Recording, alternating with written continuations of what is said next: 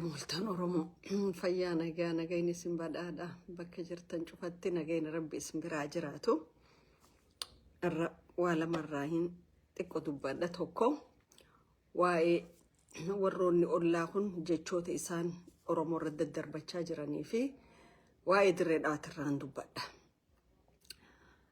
Wanni lameen kun hedduu barbaachisaadha. Warri ollaa keenya lameen kun ollaan lama qubannu kililii shanii fi warri isaa kun maaliif Oromootti akkanatti afaan daddabruun barbaachise? Dilli tuffii kun eessaa dhufe, dilli arrabaa kun eessaa dhufe kajo'u. Kaan waan dirree dhawaatirratti Oromoo irra godhaa jiran numa dubbanna hin usnu maaliif dhugaan guyyaa tokko bakka ni gaya Oromoon ganna 27 kawayyaaniidhaan yookaan EPRDF wayyaanee qofaa miti OPDO irraa kanas qabatee ganna 27 rakkoo fi gadadoo inni keessa ture ni beeyna akkamitti ka dhumarratti maal akka ta'es ni beeyna jechuudha. Kana maal je'eseetan Rabbi rahmataa godhuu fi Gaaddisa Abdullaahi yaa ayyaa fira gaafa yeroo dadaa nabiira guutan arramoo hamtuu mudannan if biraa dabee tokkollee achi buute firootan koo hiriyootan koo kan dhugaan na jaalatan maaliif hin jecha kana je'e kaleessa gaafa akka namaa jirru waliif dirmanne wal bira dhaabbanne arra garuu namu hoggaa quchumaasaa guuttate namu hoggaa fedhiisaa arkate ummata Oromoo kalafti irra diigamaa jirtu dirree dhawaatti kamanneen irra diigaa jiran odoo laalluu tiraaktara jala kaayanii ummata boochisaa jiran kana namni dubbachuuf jiru hin jiru jechuudha. Unfortunate ummata Oromoota san namni isa madaalu isa bakka hin buune ani faarfattee bultuu miti ani garaa guuttattee bultuu miti an nama fedhii Oromoo xiqqoo takka dabarsee kan nu miti nama mirga isaatii fi dirqama isaatiis beekuudha jechuudha. Okay? Biyya ummanni tokko keessatti ummanni an lafa tanattiin dhaladhe jedhu manni isaa tiraaktaraan diigamee warri abboottiin aangoo itti bulchaa kantiibaarraa haga dabballee yookaan kaadiree gadiitti lafa ummataa hoggaa cicciratu isin dhugatti bulchitoota moo ajjeeftoota moo godaansiftoota? Lafa hirannaa naannawa kanaa keessatti haga warra ajajoota poolisaatii keessa jira. Haga federaalarraati keessa jira.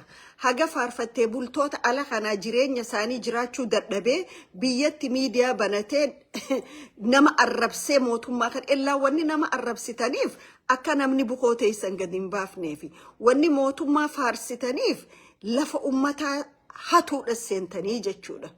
Okay.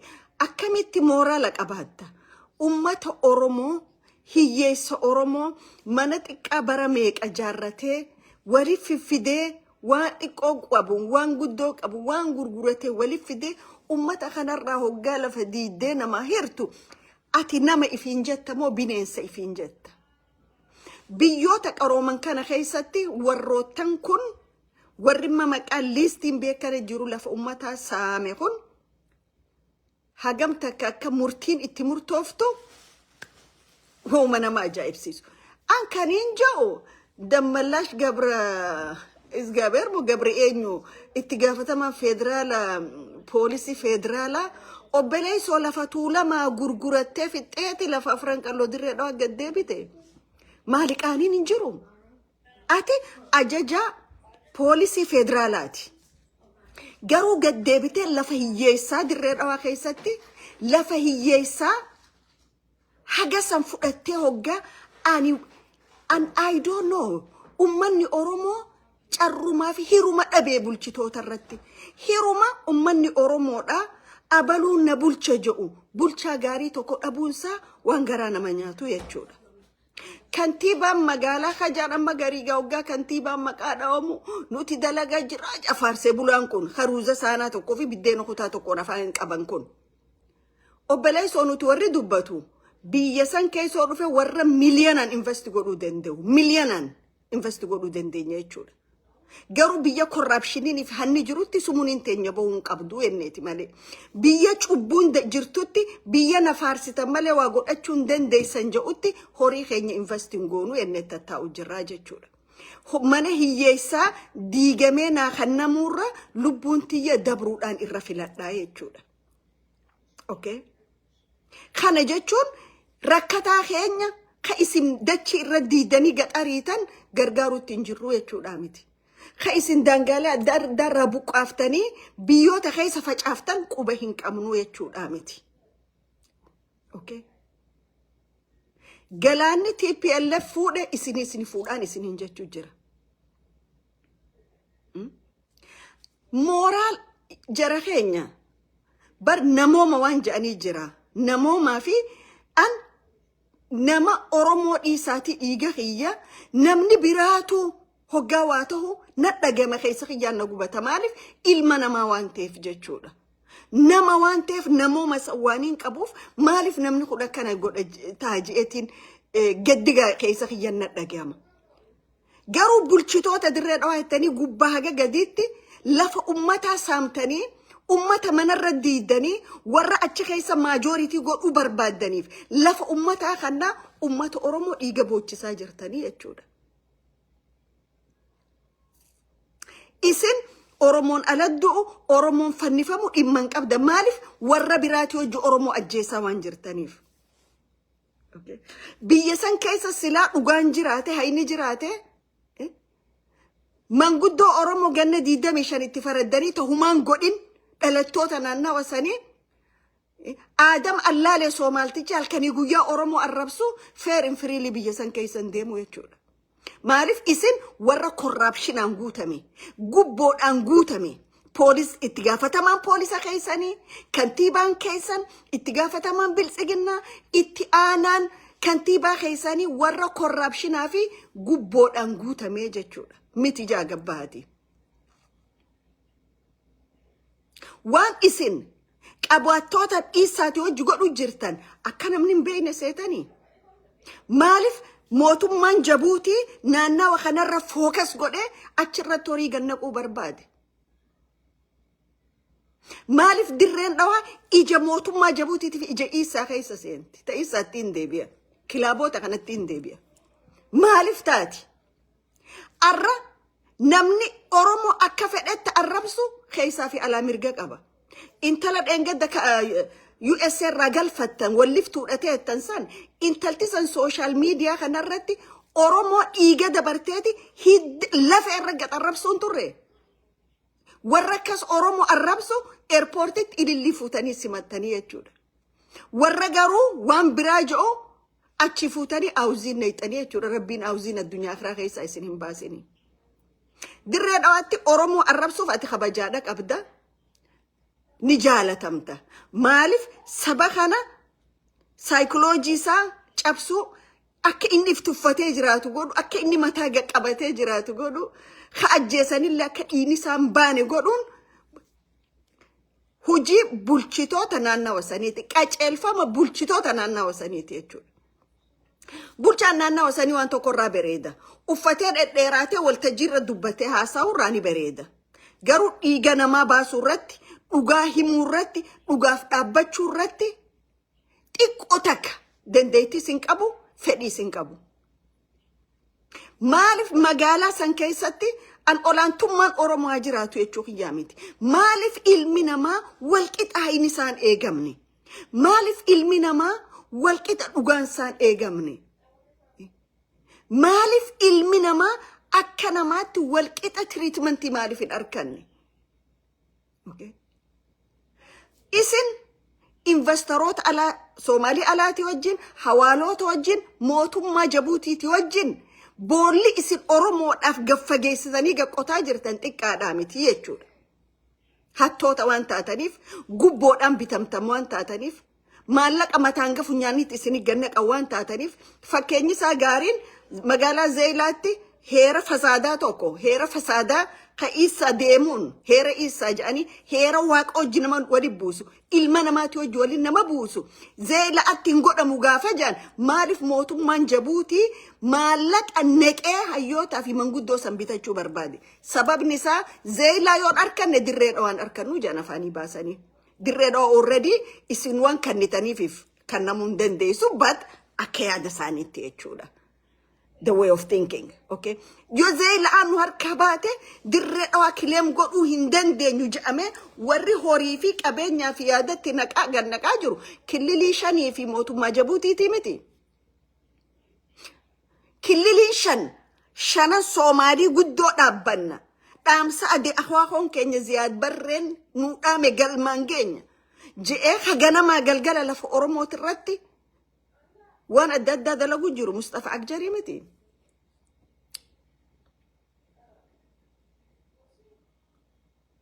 مارف كان تشوف ديمو بربي توكو زونين بها هوغانن قبو نما اساف دبتو هنقبو إيرا توكو إيرو غانجو ان إيرتي دبرتي چالتتين امانو هوغانسا إيراتي هوغانسا دبرتي چالتي سين امانو لچو والقطا ديمن غرو قرومينا في قوتما وللرقبانتين أمانة زوني بها خيسات أكا إيرتي تاكا شافي أوروميا بكمبوني وخا أوروميا بها بكنغوني پرپز لين أقوتاني متي مالف خاتق أقوق أمك أبو متا خيسا قد أويتاني أچودا أكا أبوتي قداخ الرأيو أكا هيچالوتي في أكا باتي أرغيتي أچودا لفر نما دقوقو في نما قلچو ريكاردي غاري داتك أبدان كان أوبيديون أوكي تايا دنداوان دريد واخيستي يك أورمور هجّة مجرو خانة على هجّة من هجّتي كمان يداجرو خاك فيتني اللي يقولوا داف anytime وأقولوا في اللي فريق أبداً يك دريد وات هجّة مجرو خانة على هجّتي تايا نما توك individual توكو واجي دريد واخيسة جرو لو تيجلتوني سب أورمو غوتو رتيمي تخيّك هجّة شاجران أورمو مالجا namni ona marrajige naman narra khasa okay namni gari ona rajige naman narra khasa isin oromon gafa akka garat isin rajige enyu ka isin ra khasu lalla yechuda bar khadir johar ati lafu oromoti fi ummatu oromo dirre dawa khaysat akana gote yero fetetti visa biye fete dawette mirite badu dendes garu miskini ati lafa irraddigu jirtusan kharato ko khare itti garagalan qaban ati alais capital qabda alais salam jefacha jirt garu warri ati lafa irraddigu jirtusan bakka tokko fi kharato ko itti deeman hin qabani yechuda you know what ad-dunya arrakhana khaysatti warri yakka hojjate أمد دبلو جراتا نمك أباماني يجودا أوكي وري الرئيسين أمة أورومو ورا من دي سفتاني أكنا مرمساني أول أبدان كون قافا جولين تاني دريد أوا خيسا ماتا دا يونيفرسيتي خيسا هاي سكول كيسا خرارات تي بي ال في بي ار دي اف أمات ورتسان ايسا توران وري خون قافاس تي بي ال في وجه أورومو ورا يكو جيشان توري وري الرئيسين هركرك أبداني لف أورومو قدري في أورومو تسلام فالماتو من هداك جلاغورا جرتان كون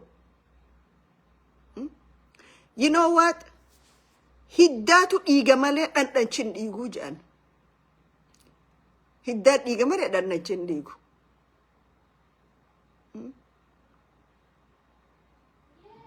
yawan to konamni je abaluan gosa tanate abaluan gosa sante fi etan siyasa gosumma hojjechuudaf gosa afran qallo khaysa abba fetete sarrakoteti qarra hasaw juru dimma ummata keenyati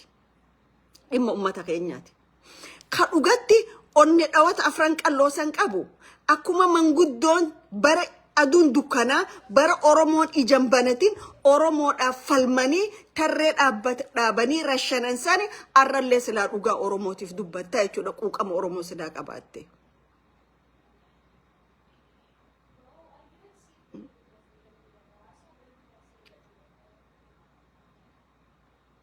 guyan kun ni dabra guyan birati sinu dufa an kana ajaib andur hogan namni biya gale hasaw siyasu masanit amanani marif siyasan tun bifa adda izo namu ya da degar Ellaan ummanni dhaqeeti lafa ummataa saameeti achirraa nama arrabsuu fi achirraa mootummaa faarsuun ellaan bilaashii miti. Ellaan lafa hiyyeessaa ciccirattaniiti ganama galgala miidiyaa irra teessanii nama arrabsisan. Yaa sabloo biyya alaattu if dadhabde. Kafan abbaa hanqate hoggaan jedhu warra kana.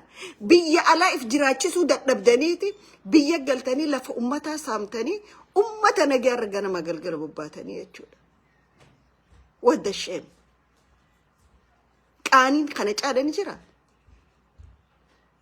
Arra silaa biyya guutuu namaa kannanii ummata fiitiin namaa caala. Ummata fi. Dirreedhaa bakka xixiqqoo bebbereedduu san garsiiftan. Eda namaatu viidiyoo caattaraatiif kana keessaan naa erge. Mee deemaa dura bakka san kiliin godha. Fayya bareed alaa araddaa. Kanuma uffattee bebbereeddee dhedheeraattee waan hin jedhin. Buko waan ni ta'e keessa jirtu. Go and clean it up. Ajaa'ibuma rabbiiti. Tajara kana dubbatamuun dhumu ammoo dammallaash itti gaafatamaa ajaja poolisii federaala.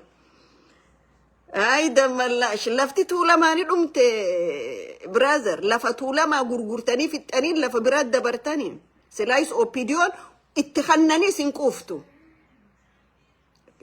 Waan dur nyaatanii sin quufne ammallee kana boodallee isinii kannaa oolan isinin quuftanu jechuudha. Isin hun quuftoodha boolla hun quuftoo tawaa itti ganneqan keessaa hin mul'anneedha. Isin Oromoota biraa ta'a dhiisaati Oromoota tuulamaatu lafarraa guurtaniiti lafa maleeyyii gootan.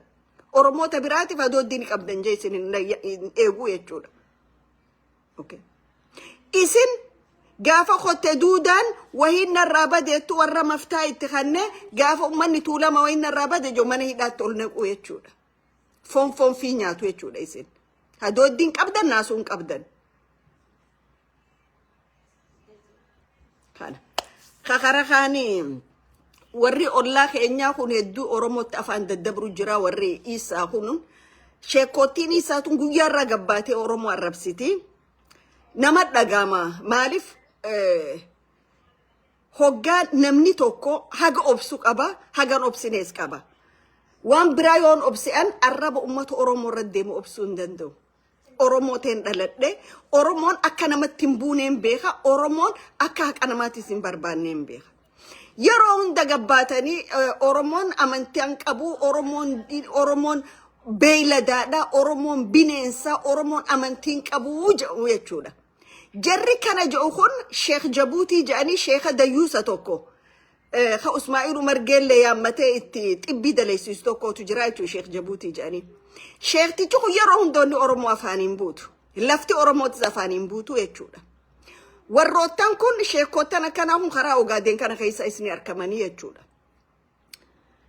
Oromoon diinin qabdu imaamatumaa fi marxoo uffattee deemee wayiin gaafadha afaan keenyaas ni beekanii. Kitaaba tokko baafattan amma kitaaba Heer Isee jedhu. Heer Isee ka dirreedhaa dhagaa bu'uuraa gaggeessanii jechuudha. Kitaabnis musiibaan kitaaba sanii gara dirreedhaa balleessuu ta'isi. Kitaaba Heer Isee jedhan kana keessa maaltu jira? Waan Rabbi hojii walis si buusu nama hojiinis walis si buusu jechuudha. Kitaaba gurbaan soddaa jaartii soddaati hojii rafuu ni danda'a ka jedhu keessa jira. Maal godhan hoggaa rafe jaartii soddaa kaayaniiti dhadhaa mataa dibanii jira. Kitaaba kanaa jechuudha. Lamada intalti dubraa takka dubrummaadhaan yoo duute ilmi adeera siitiitu qunnamtii saalaa wajji godhee dubrummaa balleessaa jira. Kitaaba isaaniiti jechuudha. Heer Isee kan jedhanii kan baafatan. Kaan ilmi dhiiraa tokko ilma dhiiraa dhaquu ni danda'a. Maali yakkisaa ilmi dhiiraa kaanis dhufe ilma dhiiraa kana dhaqaa jira. Ummata kanaatu Oromoodhaan amantii hin qabdanii ja'aare. Wanni kun seera Oromoottis seera amantaatis dhorkaan Oromoo biratti. Amma kanaatu anan diinin qabduu jeegana magalgala deemee Oromoo arrabsa. Sheekni kun dura fasaadummaa baalagummaa qushaashummaa seera isaanii keessa barreeffatan deebi'ee haalaalu Oromoo arrabsuu duratti. Arrawaaniin anja'u kana warri Somaliland guutu sheekottiin isaanii irraa saa'u jiranii jechuudha. Kanaafi mormina kanaaf dura dhaabbannaa jedhanii warra kanaatu Oromoodhaan diin hin qabdu ja'a. Oromoon diin qaba. Oromoon amantii sadii waaqeffataa Islaama Kiristaanaa amantii sadeenuu keessa dhorkaadha. Onnima isaan yaasan kun amantii Oromoo tam keessattuu dhorkaadha. Akkamitti seera akkana odoo qabanu sanu UNESCO geessinee raggaafanne odoo jedhanu akkami Oromoodhaan diin hin qabu jettan. Waan ilmi soddaa Oromtichaa haadha isaatii wajjin qunnamtii saanaa godhuu dideef amantiin qabu jedhammoo waan ilma dhiiraa kufufachuun yakka je'eefi dhorkaadha je'eefi Oromoon diin hin qabu jedhammoo moo waan ilmi Oromtichaa reefka wajji rafuu dideefi Oromoon diin hin qabu jedhan. Oromoon diin tolchee qaba. Tolchee kun haraami kun halaali je'e. Reefki Oromoo bira kabaja qaba. Ilmi dhiiraa intala dubraa fuudha. Ilmi intalti dubraa ilma dhiiraa heerumti. Ilmi soddaa hoggaa jaartiin soddaa dhuftu ija keessa ol godhatee laalu. Kabaja qabaaf jechuudha. Ummata kanaatu Oromootti harkaa qachuu barbaada. Wanni garii yoo usan hedduu nama dhukkubsa. Oromoon mudawwar uffattee deemti badaan salaattu jedha. Waslaattoota kana. Lakki hoggaa salaannu koottaanu eegaa raka'a waqtii shananii raka'a afranii enneeti isin yaamnamoo. Moo hayyama laayinsansi isin gaafan namoonni salaanna jennee akka mabbaa keessanii ko Oromoon isinii ta'u barbaadan. Wanni kana cufa ija dhiibdanii Oromoo maqaa balleessuuf jiran hawaashii gad in hokor kuruk numa fudhannaa Soomaalii guddoo numa dhaabbannaa dhaamsa abbaa keenyaa Ziyaad Barree qabnaa haja'an Mustafaa Akjar atiis itti milkooytu ilmi Umar Geelleetis itti milkaa'u. Okay. Tokko lola malee baabbilee maarree deeffannee kana deeffannee keettan isinii miti giriillaayitii masaraa mootummaarraa harkattaniin kana godhu jirtan malee isin danqaraadha. Danqaraa hoggaa fedhan banan hoggaa fedhan cufanii jechuudha. Isin danqaraa akkasiiti. Isin nama achi isin kaayyate nama Abiyyi Ahmad Ali jedhaniitu achi isin kaayyate. Gaafa fedhe kana godhaa gaafa fedhe kana hin godhinaa isiniin jechuu jiru. Joolleen hoggaa ol daddarban haifi ol daddarbamtu seetii jan kan namni ol daddarbu jiruun se'anii. Abiyyiitu awri isin daddarbu jiraahi Oromoo if jala gallaalu jirtanii miti guyyaa isin Oromoo kan if gubbattu ol laaltaniitu dhufaa jechuudha.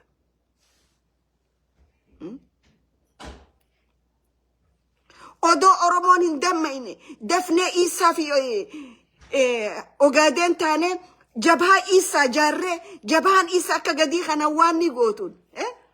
Jabaa Isaa isa jaartan dirreedhaa jaartanii. Jabaa Isaa jaartaniiti zeeyilaas qabattanii achumaan hawaashii gad mirkaneeffattan. Namni kun ka du'e seetan moo maal seetan isin warri Isaa fi warri Ogaadeen fi hin jiru kun. Lukkuun haate abla ifiin qaltuu baaftee jedhan. Sanu akka waan goota taataniitti ifimtan. An nama isin keessa dhalate nama isin beekuusi. Isin yoo namni wajji jiraannaa je'e suuta isin dura deeme nama jalaa naftan. Garuu gaafa garagalanii kaballaa takka isin godhan isinuu gaara gurraacha deebitanii jechuudha. Wal beena wal keessa guddanne waan taaneef. Oromootaan amantiin adda qoonnee wal dho'isifnaa jettanii mari'attan. Oromootaan amantiin adda qooddan. Isin ka Islaama isin warri kun warri amarraa dubbadhu kun Islaama taatanii gaafa isin wal nyaachaa turtanii Oromoon Islaamaa fi Kiristaanaaf waaqeffataatee harka wal qabachaa ture jechuudha. Nobody can divide us. Oromoon Oromoodha. Ummanni tokko amantii fedhe qabaatee lafa waliin qabaachuu danda'a. Amantii fedhe qabaatee lafti tawalooti. Amantii moo kan masgiida qaba, kan charchii qaba, kan mana waaqeffataa qaba jechuudha ifiif dhaqa amantiisa. Isin amantii takko odoo qabdanu ibidda wal gubaa turtan. Arra garuu ibidda waliin gubaa turtan san fiddanii Oromoo keessa gannaquu barbaaddanii jechuudha.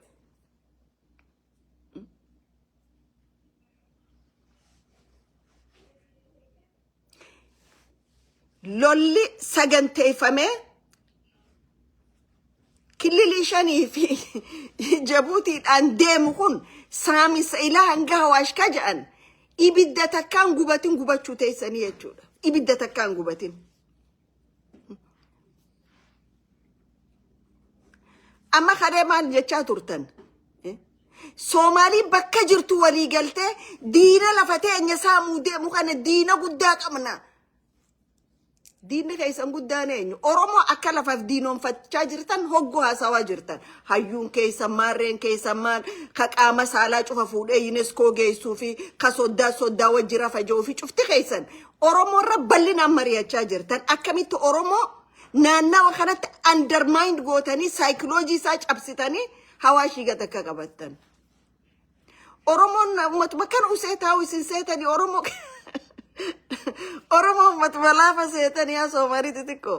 Ummatuma laafaaf irraa umaa diffeendin goone reef kuma tattaa'u seetanii. Warra Ogaadeen taatu ka afaan isaanii kiiloomeetirii meeqa deemu kana dirree lolaa irrattis wal beeyna. Bakka hedduu wal beeyna. Hogganoota isaaniitis keessaa gubbaatti waan isin baatan isin beeynaa jechuudha.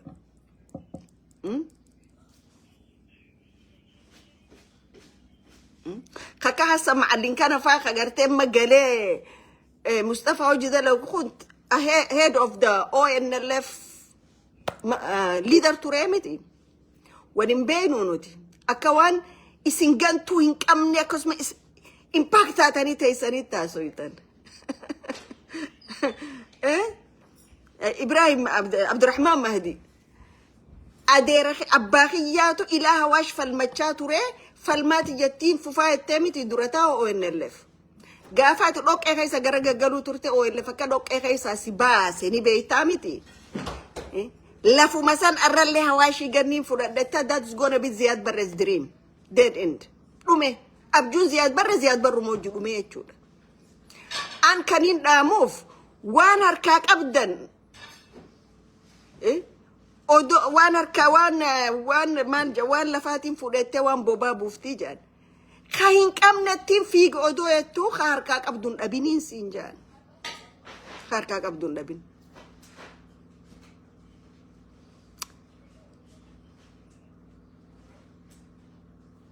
Ammoo duulli warri kun jarri lameen kun Oromoo rabbanan ka usee ilaalamuu miti jechuudha. Saaminsi lafaa ta dirree dhawaa keessa deemu jirtus saaminsa jarri kun harka wal keessaa qabanidha. Okay.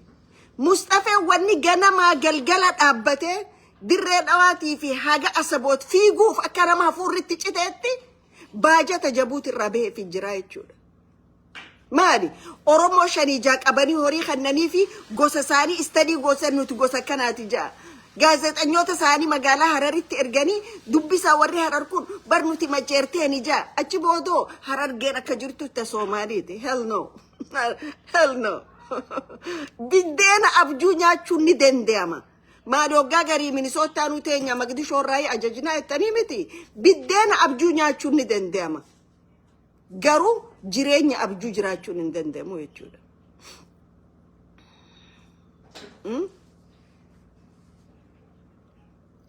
Warri Magdishoo tana belleesse as ingee kana warruma Mustafa Agjar kana faadhaa jechuudha. Warrootuma isaaniiti warruma inni irraa dhalateedha.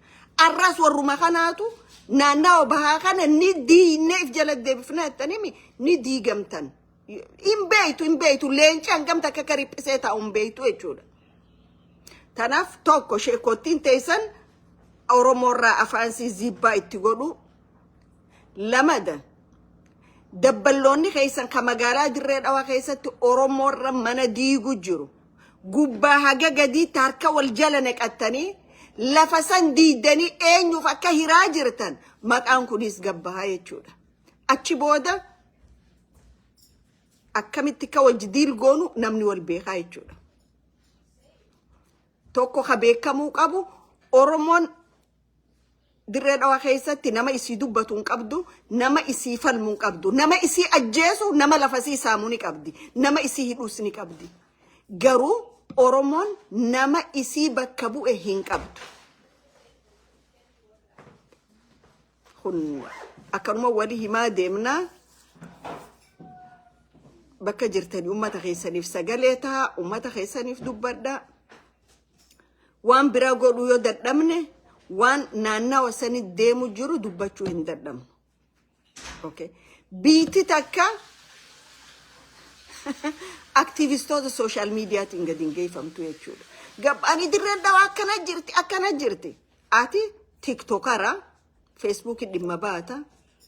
You are not the leader of state. Okay. Bulchaan keenya kana bulchaan keessan akkasi.